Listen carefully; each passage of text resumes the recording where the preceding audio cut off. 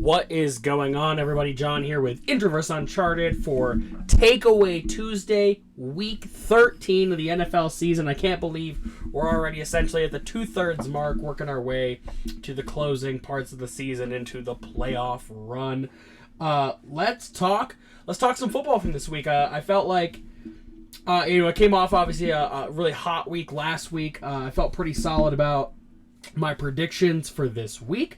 The games are starting to feel, now that we're this far into the year, you can definitely start to recognize what teams play in specific ways and how they'll do against other teams. And so it's starting to come together, really good. Focus thing is being really weird on this camera. And I moved my hands here and it focused and then it unfocused. It's weird. Sure.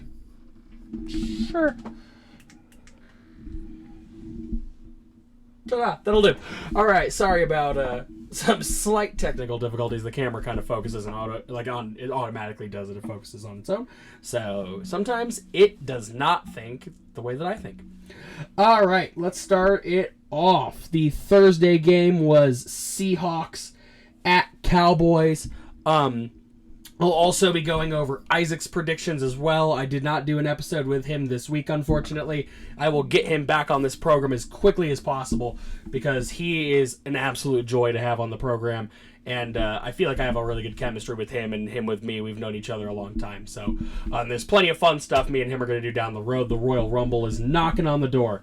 So we'll start talking that stuff down the road. But again, let's talk Seahawks at Cowboys. We both called the Cowboys. We both start off this week 1-0 with the Cowboys winning. Sorry, that was bothering me. Winning over the Seattle Seahawks. Geno, 3 touchdowns and an interception on 334 yards. Dak, 299 yards and 3 touchdowns, no turnovers. DK Metcalf has a day with 6 receptions with 3 touchdowns and 134 yards. CD still doing what CD does, 12 receptions, 116 yards, and a touchdown. This was a good game. I thought that the Cowboys were actually going to be a little bit more dominant through this. The Seahawks have been kind of up and down. Every week I say something about how I don't understand how they aren't winning more games or being more consistent when you have DK Metcalf and Tyler Lockett at your receiver core. We saw both of those guys go wild this week, but DK definitely having the better of the 2 days, and the Cowboys pull off away from them to win that game. Dak still looking dominant. Cowboys beat the Seahawks 41-35. I'm more and more interested in the Cowboys every week. And with the Eagles on the horizon, and I've heard that the Cowboys are now favored in the Eagles game, I think that'll be an absolute showdown of a game, 100%. On to Colts Titans. This one went to overtime, and it was an absolute showdown. Let's see. We both called the Colts. And we both go 2-0 to start this thing out. Minshew, 26 of 42, 312 yards and 2 touchdowns. Will Levis, 16 of 33, 224 yards and a touchdown. Levis, I think, just needs more time. Is really kind of the moral of the story. Gardner Minshew has been around these systems and stuff before. So Gardner's looking good, fitting into the Indianapolis Colts system in Anthony Richardson's absence. And Will Levis, I saw that he had some conflict with D-Hop too at some point, but Derrick Henry, 102 yards and 2 touchdowns. You got to have that happening for the Titans to contend. Overtime, the Titans kick a field goal, and the rebuttal is a touchdown from Minshew to Michael Pittman Jr. for the Colts to win this game 31-28, taking both Isaac and myself to 2-0 to start off the week. All right, next we will go to the quickest conversation of the day, Chargers at Patriots. The Chargers win this game 6-0, and me and Isaac both called the Chargers as the Patriots have been lackluster, but who would have thought? The Chargers are just as bad as they are. The Chargers win this game 6-0, taking both of us to 3-0. I'm just not even going to give that game the time of day.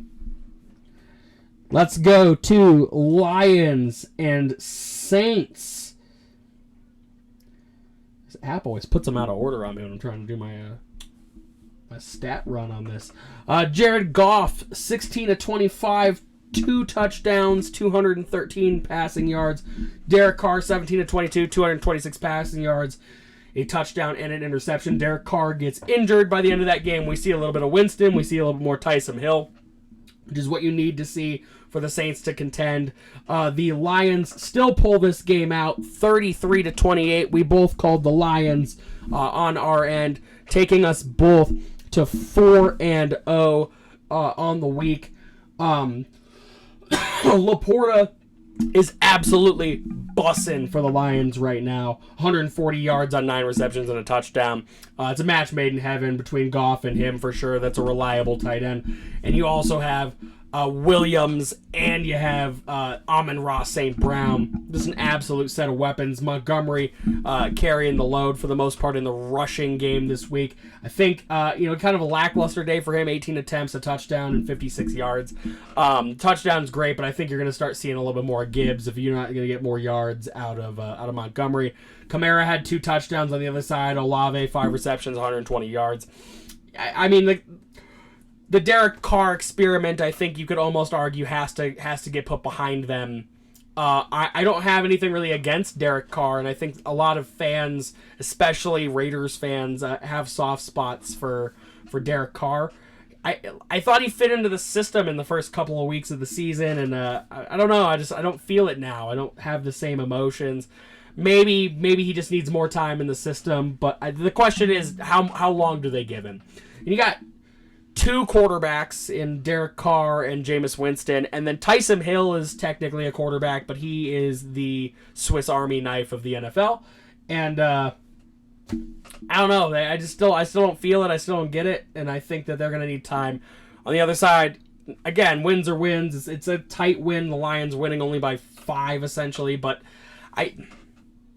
they're going to make a playoff push, and for the first time in a really long time, it makes sense that they could get deep into the playoffs if they keep playing the way that it looks like they're playing. Lions beat the Saints 33-28, taking both of us to 4-0. It's going to take us to the Falcons at the Jets. Another game that we both predict the Falcons. The Falcons do win this game 13-8. Tim Boyle, 14-25, 148 yards, no touchdowns and an interception. Tim Boyle was waived from the Jets this morning. Good luck to Tim Boyle elsewhere. As a Packers fan and somebody who saw Tim Boyle work with Aaron Rodgers in Green Bay, I had optimism for Tim Boyle, but he hadn't really got a lot of play time, and I don't think that he's a fit for their system. I think, again, just another Rodgers guy who doesn't fit what they're trying to accomplish. Adrian Amos also was cut from the team last week, so 2 Rodgers guys have left that building. So now they'll look to, Trevor Siemian and Zach Wilson, but I think Zach Wilson, I've heard that he is hesitant to go back to the starting role, but Robert Saleh said that was not the case, and that Saleh is just not ready to put him back in that spot. I would expect Trevor Siemian to start this upcoming week, but I think that Zach Wilson still gives them the best shot at getting to an Aaron Rodgers return. But Aaron Rodgers probably should not return at this point in time. The Jets are going to get eliminated next week for sure, almost at this point. They're just not there this year. Desmond Ridder, 12-27, a touchdown, 121 pass yards. He's still mid. It is what it is. Bijan Robinson, 53 yards and 18 attempts, no touchdowns. Yeah, I feel bad for anybody who had to watch that game. That's all I'll say about that. Falcons win 13-8, taking Isaac and myself both to 5-0.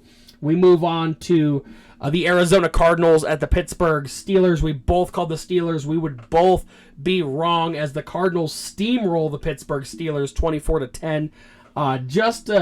Kyler looking a little bit more Kyler-ish, 13 to 23, 145 yards and a touchdown. Trubisky finishes out this game 11 to 17, 117 yards and a touchdown after Kenny Pickett gets injured. I think Pittsburgh kind of looked past this game as part of how it is. I know there was 2 rain delays too. McBride goes off at the tight end position for Arizona. Great for him. Great for my fantasy team. Love it. James Conner starting to look a little bit more James Conner-ish with 25 rushing attempts, 105 yards, and 2 touchdowns. You just gotta. They're finally gonna start to piece things together, and like I said, they're not gonna make a playoff push or anything like that. I think at this point in time, but I do think. Again, every play, everything is an audition for Kyler Murray to go somewhere, hopefully in the offseason that he fits. Arizona, I don't know how they truly feel, but I think it might be time to move on from Kyler Murray and give him an opportunity elsewhere and give themselves an opportunity to grow and rebuild that team. Again, Cardinals win 24-10 in an upset over the Pittsburgh Steelers. That takes both Isaac and myself to 5-1. And that'll move us on to Dolphins and Commanders. I haven't actually seen a ton in the way of highlights of this game, but I did hear that a fire alarm went off in FedEx Arena or FedEx Stadium, and they had to evacuate the stadium at some point during this game. Both Isaac and I called the Dolphins as we feel like that was a softball lob. It sure was. The Dolphins win that game 45-15. Tua Tagovailoa finishing out that game 18 to 24, 280 yards and 2 touchdowns. Sam Howell 12 of 23, 127 yards and a touchdown or an interception. Sorry, no touchdowns. Howell also led their rush attempts. I saw Terry McLaurin ended that game with a gigantic 0, where Tyreek Hill has 5 receptions for 150 yards and 2 touchdowns. He is an MVP caliber player. I think he will be in the running for MVP. It is predominantly a quarterback position, though, so I wouldn't put any chips into the hat on whether or not he actually wins the position. The MVP notably goes to quarterbacks every single time. But Tyreek Hill is an MVP caliber player and should not be ignored in that front by any stretch. The Dolphins absolutely destroy the Washington Commanders 45-15, taking both Isaac and myself to 6-1. We move on to one of Isaac and I's split games, and that is the Broncos and the Houston Texans. I called the Texans, and Isaac sided up with the Broncos. I'm going to come out victorious on this one as the Texans hold off a momentum-fueled Denver Broncos team 22-17. Russell Wilson, 15-26, 186 passing yards, a touchdown, and 3 interceptions. Man, he's playing out there with a blindfold on. Just was not the connection that you generally expect. Sutton had a kind of midday compared to normal too. 2 receptions, 77 yards, and a touchdown. It's still a productive day, but they look to him a lot more. Jerry Jeudy nowhere to be found in that situation. C.J. Stroud, 16-27, 274 pass yards and a touchdown. Nico Collins leads the receiver corps today with 9 receptions, 191 yards and a touchdown. Tank Dell out for the season with an injury. Look for Nico Collins to continue to have productive days going forward without Tank to take a lot of those looks away.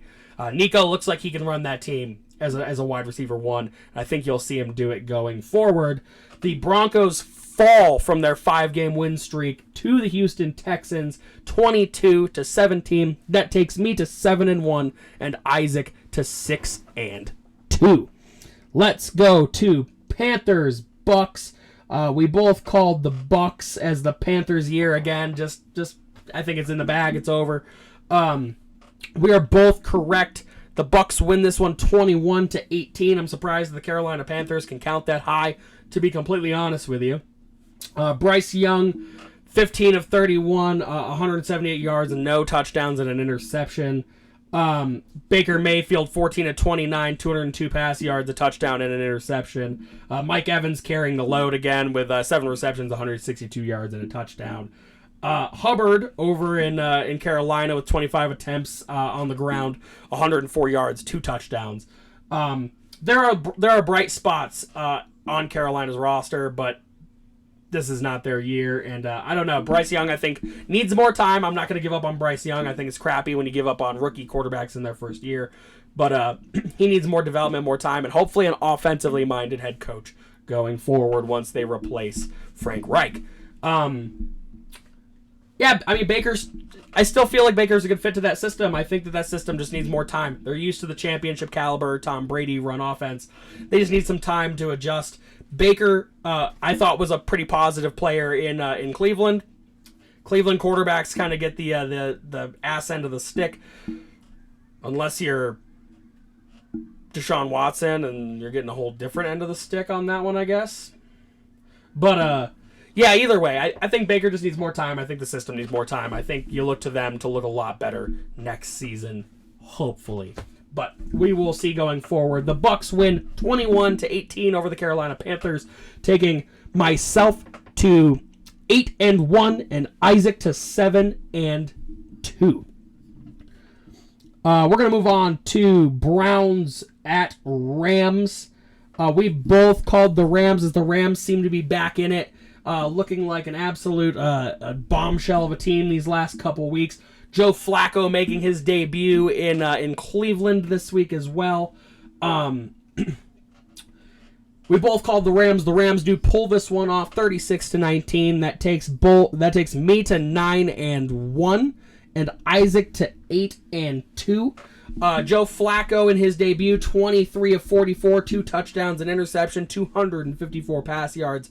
Matt Stafford, 22 of 37, 279 yards, 3 touchdowns. He's coming into it again, coming off the injury, looking good. Puka Nacua with 105 yards on 4 receptions and a touchdown. I heard that he got injured again. I'm unsure. I did not see that game. But Kareem Hunt on the other side, 12 attempts on the ground, only 48 yards. Williams in LA with 21 attempts, 88 yards, and a touchdown. Not the Browns' day, and I think the Browns' year is just about wrapped too. If you don't have a quarterback who can put points on the board, you're going to be in the bag no matter what, no matter how good their defense is. And when you have Zadarius Smith and Myles Garrett, wow. Garrett's where I got hung up. I was going to say Garrett Wilson, but that guy's losing over in the Jets. They're both losing, but just in different ways. And the defense looked stacked to start out the year, and it has fallen off for sure. Browns fall to the Rams 36-19, and I think the avalanche continues for the Cleveland Browns, while the climb of the ladder continues for the Los Angeles Rams. On to the next one, as that one takes me again to 9-1 and Isaac to 8-2. We move to the 49ers versus the Eagles, America's game of the week. It did not disappoint, in my opinion. It was an absolute... I loved the game, but I'm not an Eagles guy altogether. I called the Niners. Isaac calls the Eagles, and I end up victorious on that play as well, with the Niners winning 42-19. That takes me to 10-1 and Isaac to 8-3. Let's start with the Greenlaw ejection, which the suplex is definitely unnecessary roughness. I side with that 1,000%. Let's get this straight. Sideline personnel who have nothing to do with players and are just hired on to play faux security guard should not have contact with players under any circumstances. Okay, under any circumstances. That does not necessarily excuse Greenlaw from wanting to play hard against that guy once he gets up. I do think flicking a grown man on the lip is probably not ejection worthy from a game. I know New York just ruled that it was too much contact, but get over it. Cry me a river and get that security guard out of here. I'm not an Eagles guy. I don't give a crap about the lore of him being like a fan-friendly guy. I don't care. I literally don't care. None of that should be happening. Sirianni needs to deal with that. and he needs to not be a sideline guy, or at least in contact with players going forward. If I'm Greenlaw, I get frustrated about that too, and if I'm Kyle Shanahan, I'm equally frustrated in the fallout of that. But it didn't matter. It fired up the 49ers. Brock Purdy goes 19 of 27, 314 yards, and 4 passing touchdowns. Jalen Hurts goes 26 of 45, 298 yards, and a touchdown. Still not a bad day for Jalen Hurts. Hard to beat it, though, when Christian McCaffrey goes 17 attempts, 93 yards, and a touchdown. Jalen Hurts as the lead runner for the Eagles, 7 attempts, 20 yards, and a touchdown. But Debo does what Debo does, 4 receptions, 116 yards, and 2 touchdowns. Versus Smith on the other side, 96 yards on 9 receptions and a touchdown. The Eagles got outplayed. The weakness has been exposed, and look for that to happen going forward. The Cowboys, again, are favored over the Eagles coming up, and I think the Cowboys are going to upset the Eagles, and the Eagles might slide here a little bit. They got really comfortable being dominant, and when you get comfortable being dominant, those losses hurt you more and more. They're obviously a great team sitting at, 10-2, but you just can't get comfortable in that league no matter what. I mean, their first loss was to a Jets team that they shouldn't have lost to. You can get beat by anybody at any time. So they shouldn't get comfortable. On the other side, the Niners still have work to do. We've seen them backslide this season. They fought back through it. The team looks good. When you have a healthy Purdy, a healthy McCaffrey, and a healthy Debo, that team is going to go off every single time. I would like to see them get Kittle involved a little bit more for my fantasy team's sake, but can't complain when the Niners are playing classic San Francisco 49er football and winning games in dominant fashion. The Niners win 42-19, taking me to 10-1 and Isaac to 8-3. Now, that'll move us on to the game that I want to talk about, because I am pumped. Green Bay Packers, Kansas City Chiefs, Lambeau, Sunday Night Football, Carrie Underwood singing them in, Taylor Swift in the house, Simone Biles in the house. We both called the Packers in-house. We both pick up a dub as the Packers hold off the Chiefs 27-19. That takes me to 11-1 and Isaac to 9-3.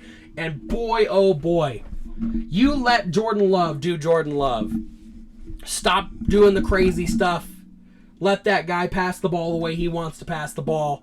He's going to make mistakes. He's a young guy. But the last couple weeks, I haven't been seeing him as much as the middle of the season presented them.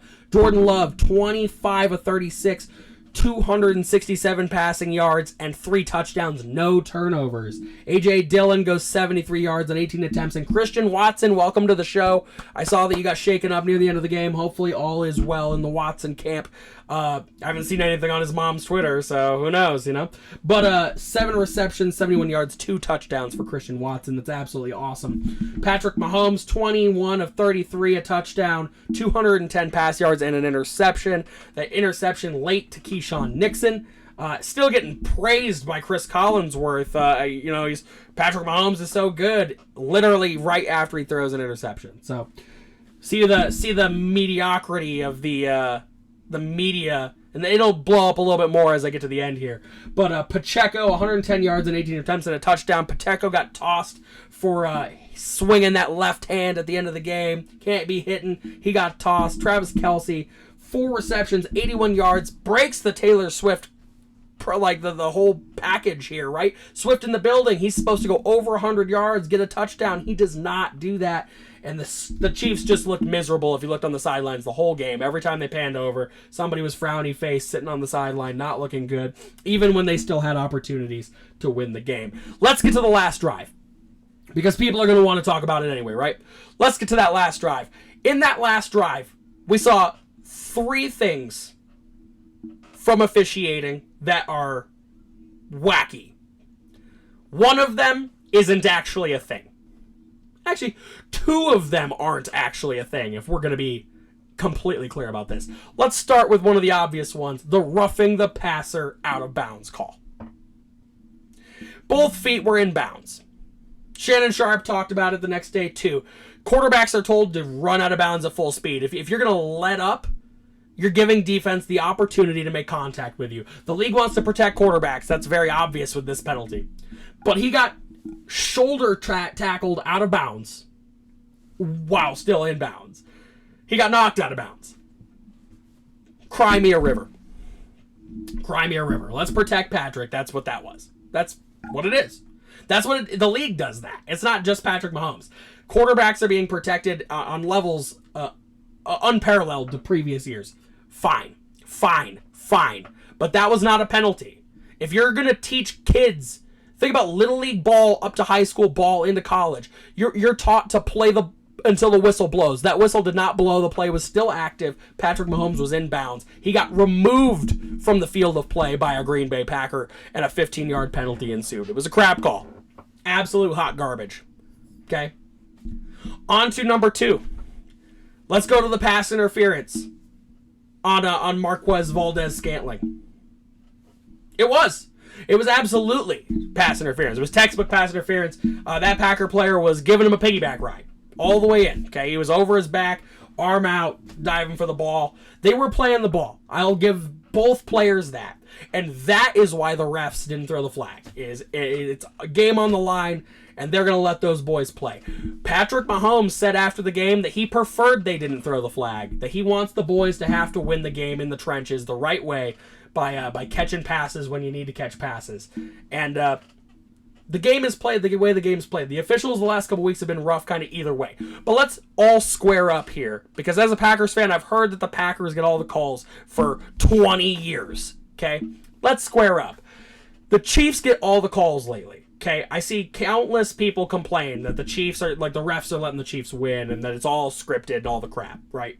Sure, whatever. Buy whatever conspiracy theory that Aaron Rodgers is mailing you. I don't care. Okay? I do not care. Refs are also humans and are going to miss calls, and they're also allowed to let players play. Again, Patrick Mahomes wanted those boys to play. He wasn't mad. He got off the field and said, we should have gotten that. We should have caught the ball. I should have put the ball in the right spot. I think arguably if the Packers player isn't over his shoulder, the ball's probably in the right spot. But if there's one thing I know, and if there's one thing that the Packers know, and if there's one thing that Packers Nation knows, it's that Marquez Valdes-Scantling couldn't catch a ball if you actually paid him to do it. At least not in the big moments. Throw it to him on the flat. He'll catch it. He's not catching a 60-yard pass. He's done it like 3 total times. Okay, Rodgers could put it in the breadbasket. He misses it literally 7 out of 10 times. Patrick Mahomes is doing the same thing. He's dropping it right in the basket. And MBS still has hands that are weighed down by concrete. The call should have happened. As a Packers fan, the flag should have happened. It changes the whole game. Or at least the last drive of that game. Because they score a touchdown with no time on the clock. That's obviously a different game. But I think anybody who's mad is just mad at the result. Okay? Let players play. If you're going to maintain a standard, that's fine. There wasn't a ton of pass interference calls in either direction. He just missed the key one that would have changed the outcome if you let it go deep enough. And it might not have. Who knows? Patrick Mahomes can throw a pass that very next play from 5 yards out and it be intercepted. We've seen crazier things happen. Seahawks, Patriots not handing off to Marshawn. The game isn't over until there's zeros on the clock, so you never really know. That one's a tough one. You missed that one. The refs missed that one. Once the next play happens, you got to start scraping up and moving past it. I was waiting for the flag to come in too. It didn't happen. So we go on to the next one. Let's talk about the Hail Mary. Everybody wants that Travis Kelce push to be pass interference. Okay? Travis obviously not jumping up. He's kind of falling forward as Owens gives him the body. Simone Biles' husband bodies Taylor Swift's boyfriend out of a Hail Mary play. Let's all remember that. That should be a t-shirt. I'm a Taylor Swift guy. I love Taylor. But, not in Lambeau. Sure. But if I have to narrow it in, if we slow motion the pile, I bet every single person in that pile touched each other in some way, shape, or form trying to get to that football.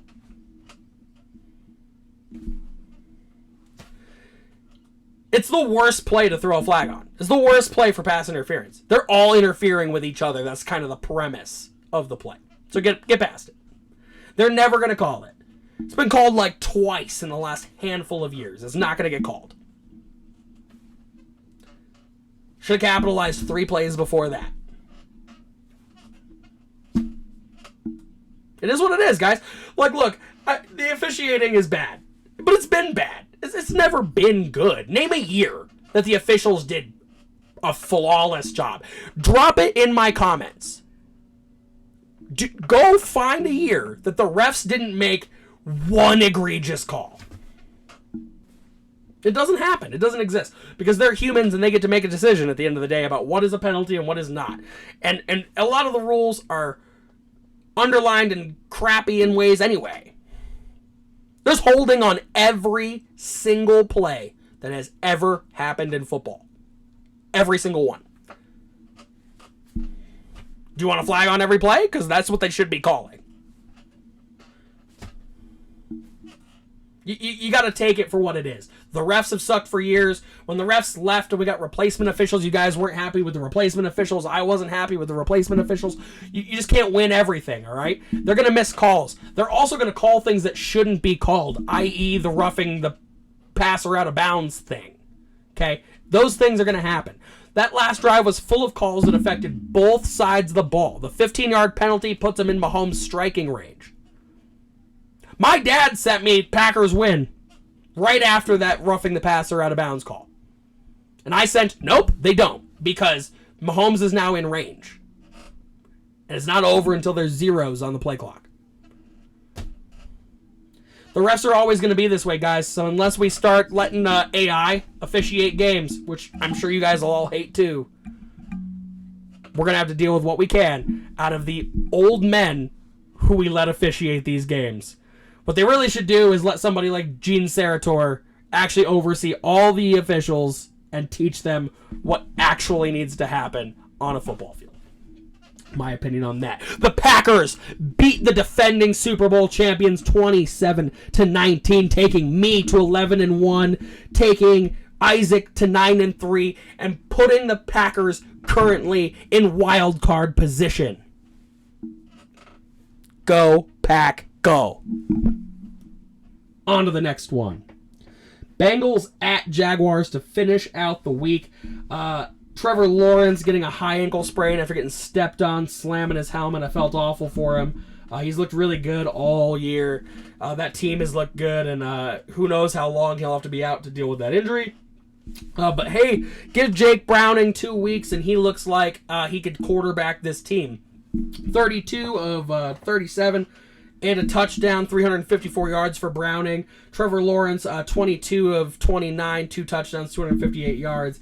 ETN having another day, only 45 yards, but he still has a touchdown. Mixon, 68 yards, 2 touchdowns. Chase had a day, 11 receptions, a touchdown on 149 yards. Evan Ingram getting a touchdown for the Jags, 9 receptions, 82 yards, and a touchdown.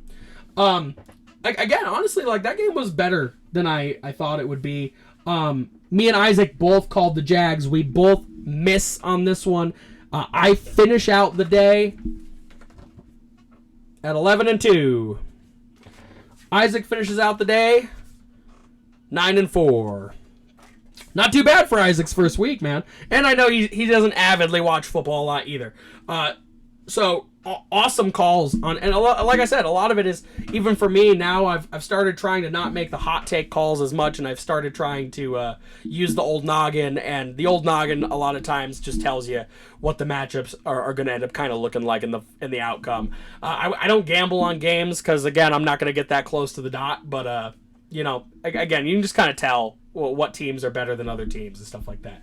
But the Jags fall to the Bengals 34-31. Again, who knows how long Trevor Lawrence will be out with a high ankle sprain. But Jake Browning over in Cincinnati looks like he can lead this team at least for a little while. I still think they're probably out of reach for playoffs without Joe Burrow, but it's good to see them still making positive motion, forward motion, and getting wins. Again, I've said it a million times on this program, like, wins are wins, whether they're clean, whether they're dirty, whether they are nasty, just cut throughout games. Wins are wins.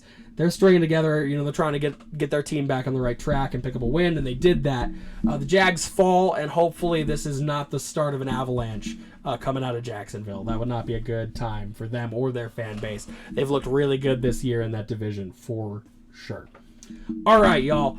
Again, I finish out at 11-2. Isaac 9-4.